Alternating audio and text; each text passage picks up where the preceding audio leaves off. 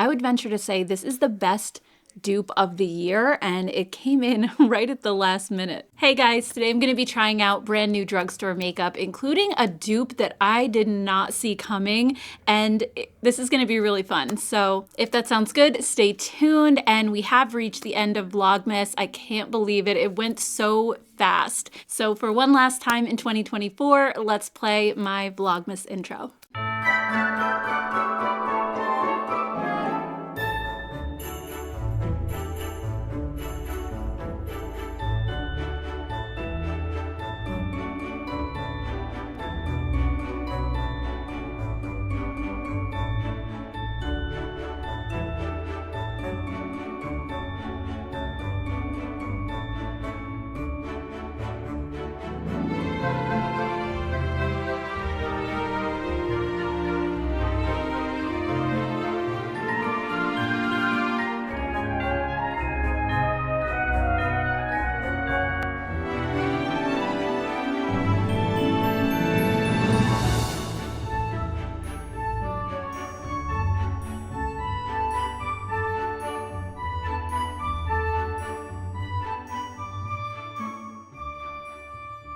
All right, I'm just gonna pin my hair back. Honestly, I'm gonna miss that song and the little intro. I know I did get some complaints from people like, your intro's too long, but a lot of you like it. I know I do. Sometimes though, I get that song stuck in my head and I'm whistling it all day, which is a little annoying, but I am gonna miss it for sure.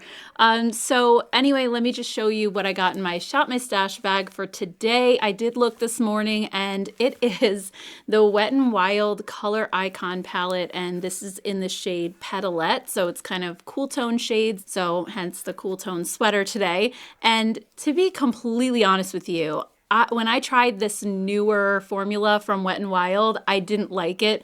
And so I haven't tried these palettes since they first came out. And I don't know when that was, but it was probably a few years ago. I tried them a few times, tried to make them work. I just felt like they were so powdery and they didn't last on my eyes.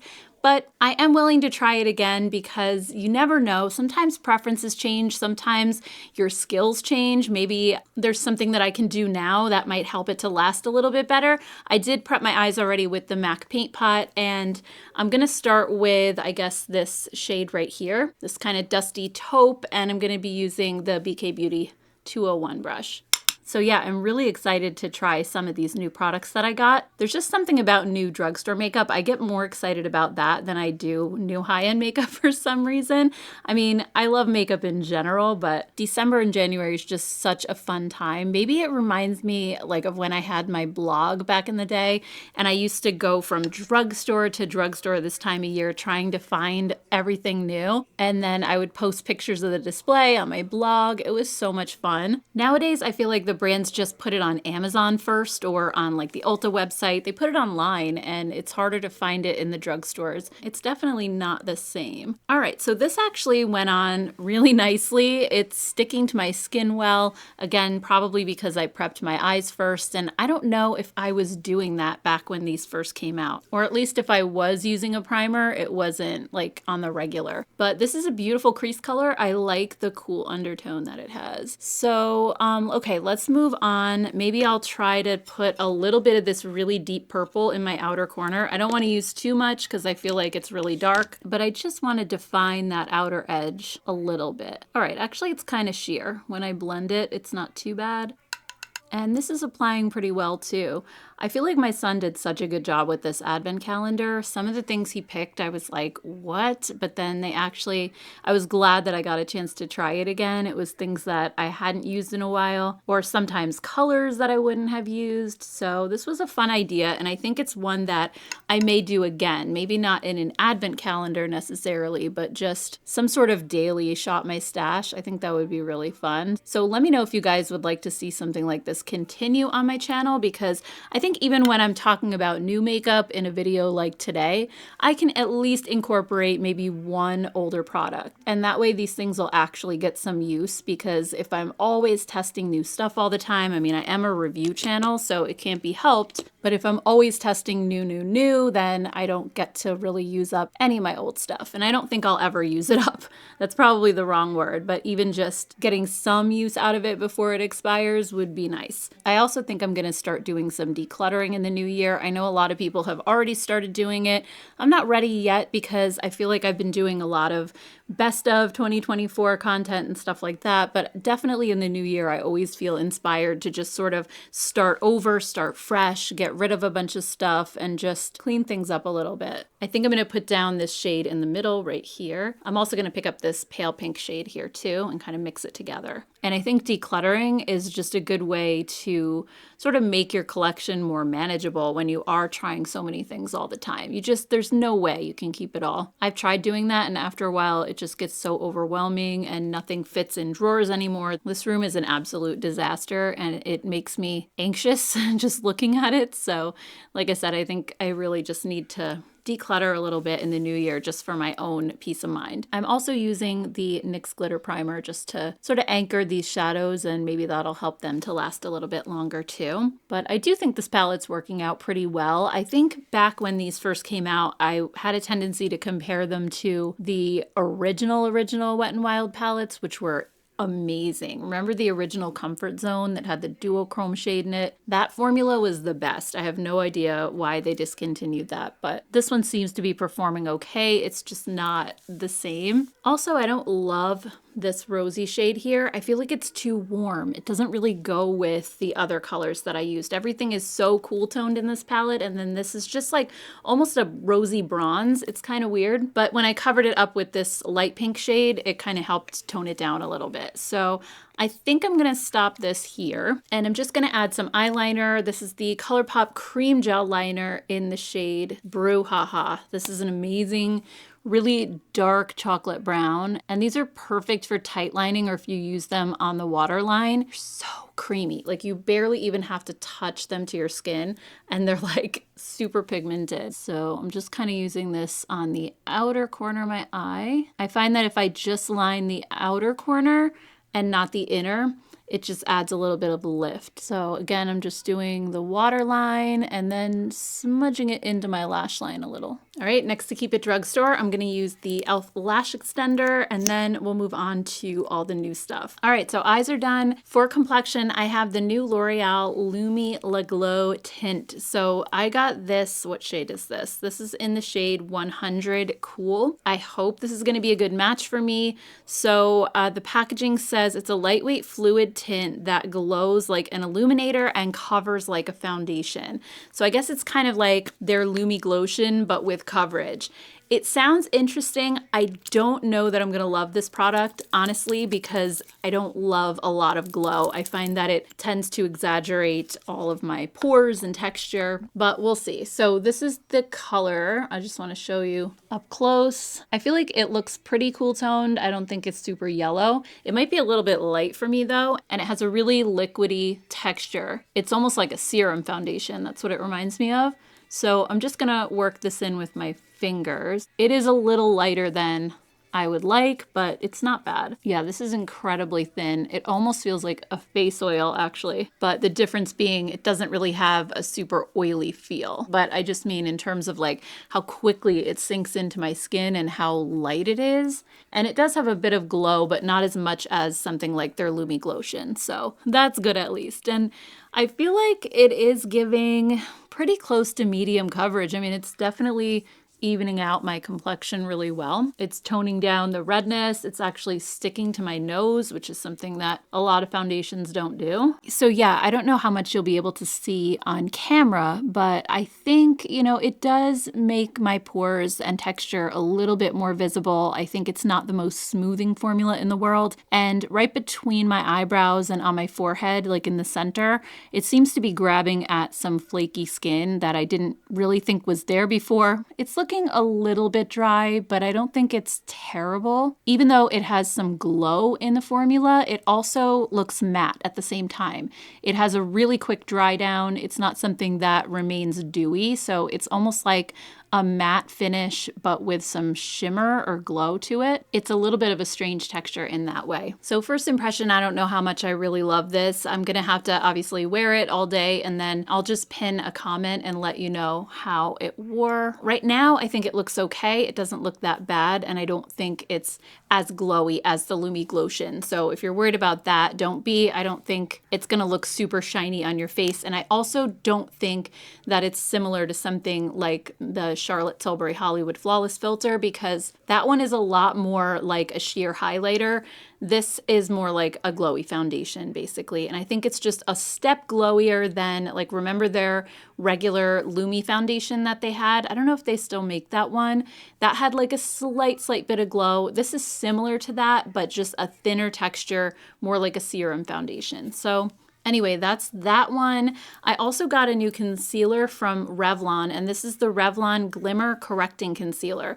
So I got this in the Neutralizer shade number 115. They also have a pink one, which is, I thought was the one that I bought, but this is definitely not pink. This looks yellow, which I'm not really happy about. That's not what I wanted. I ordered it on the Walmart website, and I feel like they sent me the wrong one, or maybe they were labeled wrong on the website. So here's what it looks like. Again, just very yellow. I don't think this is going to look very good on my skin tone, but I do want to try just the formula and see what that feels like. So it's part of their Glimmer line, but it doesn't look super glimmery to me. It actually seems like it has more of a satin finish. So I'm just going to put a little bit on the outer corner of my eye over here. It's very, very thin. Again, almost like a serum concealer. It seems like these really lightweight textures are just trending more and more. And it just disappeared right into my skin. It has nice coverage. I think it did brighten up my eye, but kind of similar to something like the NYX Serum Concealer, the Bear With Me one. It looks flawless. Like, it doesn't look like there's anything there. This texture is amazing. I mean, I hate the color, but it's making the skin under my eyes actually look more hydrated and more smooth, if that's possible.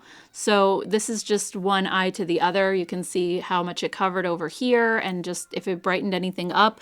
Again, I think the color is an issue. If I got the pink one, it would look a little bit brighter than this yellow, but I do think it neutralized some of the darkness and the discoloration for sure. So I'm just gonna apply a little bit to this eye, and then I'll quickly zoom you in and show you what this looks like up close. All right, so just looking at my under eye area, I think everything looks really smooth. This is not the kind of concealer that's gonna look cakey. It doesn't appear to be settling into fine lines. It's not creasing, at least not yet, but again, I'll have to let you guys know. I think it looks really good, and it has nice coverage while being super thin and really, really hydrating. So far so good. I think I'm definitely gonna order the pink shade and see if hopefully that's the one that I get next time, because I love the way that this looks. It's a beautiful texture, and I love Revlon's Skin Awaken Concealer. That's one of my #1 top favorites. So I just think they do complexion products really well. And speaking of that, I got their new Glimmer blush drops.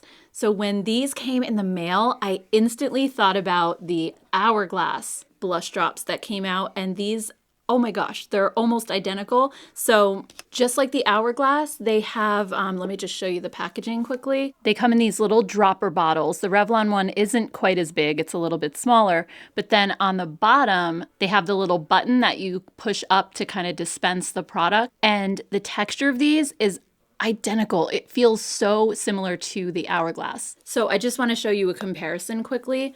This is the Hourglass in the shade Whim. So I'll just click that so you can see how it's really runny and it's almost like an oily texture. And then this is the Revlon one in the shade Pink It Over. And they literally feel identical. It has that same serum-like texture that's almost like an oil with pigment. So if I just blend these out quickly, I think the Revlon one is honestly just as pigmented. To be honest with you, Revlon has never been super quick to jump on the trends, so I'm surprised because those Hourglass blushes didn't come out that long ago, and these, I mean, they honestly couldn't have done it any better. I actually want to put the Revlon one on one side and the Hourglass on the other, and we can compare them. So actually, before I do that, let me just show you the 2 shades that I got in the Revlon. So again, we have Pink It Over, which is the one that I just showed you. And then the other one that I got is Coralicious. This one is Pink It Over, which is the bright pink. And then this is Coralicious, which to be honest, doesn't look coral at all. It's really not what I was expecting, especially looking at it in the bottle. So let me see if we have any dupes in the Hourglass. I have 2 shades of that. I have Moment and Whim. So I'm just gonna swatch those next to these. I don't think so. Moment is very very peachy looking. So that's Moment over there. And then we have the two Revlon shades. And then Whim I swatched before. It's actually really similar to Pink It Over. So that's not to say that the Coralicious shade isn't another dupe for a different color in the Hourglass. I only have these two, so it could be. But I think Pink It Over and Whim are almost identical. So those are the two I think I'm going to put on my face today. All right, so I'm going to put Pink It Over on this cheek over here. I just put one little drop. Again, this is the Revlon. I'm just going to blend it with my BK Beauty 107 brush. This is so smooth and really lightweight. I think you have to blend it quickly because